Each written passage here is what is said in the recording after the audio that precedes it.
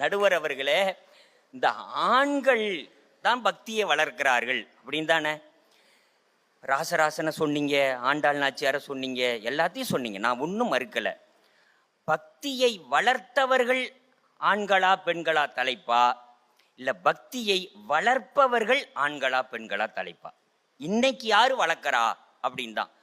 அவங்க நீங்கள் கோயிலை கட்டுகிறீர்கள், நாங்கள் உங்களையே கட்டுகிறோமேன்னு. நீங்க எங்களை கட்டுனதுக்கு அப்புறம்தாம்மா நாங்க கோயிலையே கட்ட ஆரம்பிச்சோம். ஏன்னா ஒரு பாவத்துக்கு ஒரு பரிகாரம் செய்ய வேண்டாமா? அப்புறம் அடுத்து வந்த என் தங்கச்சி வேற, நீங்கள் கோயிலை வீட்டை விட்டு கோயிலுக்கு போகிறீர்கள், நாங்கள் வீட்டையே கோயிலாக்குகிறோம் அப்படின்னு. ஆனா ஒண்ணுமா, அந்த வீட்டு கோயில்ல மட்டும் ஆதி காலத்திலிருந்து இன்னைக்கு வரைக்கும் நீங்களே அர்ச்சனை பண்றீங்க. நாங்க மௌன சாமியா மட்டுமே இருக்கிறோமே. ஏமா ஏமா ஏமா? இப்ப சார் வேற ஒண்ணு இல்லை சார், நீங்க பக்தி உடையார் காரியத்தில் பதறார். ஒரு வித்து முளைக்கும் தன்மை போலே மெல்ல செய்து பயனடைவார். இதுதான் மகாகவி பாரதியார் பக்திக்கு கொடுத்த இலக்கணம். பக்தி உடையவர் பதற மாட்டார். ஏன் டென்ஷன் ஆவறீங்க?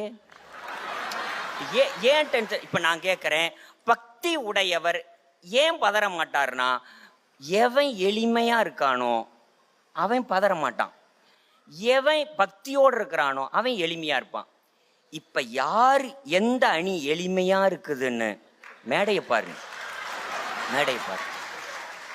அவங்க அலங்காரத்தோட இருக்காங்கன்னு நீங்க நினைக்காதீங்க, அப்படிலாம் இல்லை.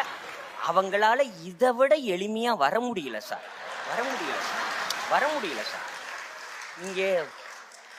நீங்க இப்ப இது பிள்ளையார் சதுர்த்தி தானே, ஒருத்தர் தங்க அலங்காரம், ஒருத்தர் வைர அலங்காரம், ஒருத்தர் மாணிக்க அலங்காரம். நம்ம கேஸ் எல்லாமே விபூதி அலங்காரம். மீறினா சந்தன காப்பு அலங்காரம். வேற ஒரு அலங்காரம் கிடையாது.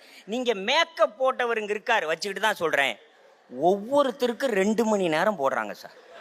ஒவ்வொருத்தர், நான்லாம் என் கல்யாணத்தினு கூட பவுடர் அடிக்கல சார். நாங்க என்ன சொல்றோம், நீங்க எளிமையாய் இருப்பது யார் அப்படின்னு தான், வேற ஒண்ணு இல்லை. ஒரு 100 ரூபா வேட்டியை வச்சே, சார் 100 ரூபா கூட வேண்டாம் சார், ஒரு ரேஷன் வேட்டியை வச்சே நம்மால் தீபாவளியை கொண்டாடிடுவான் சார்.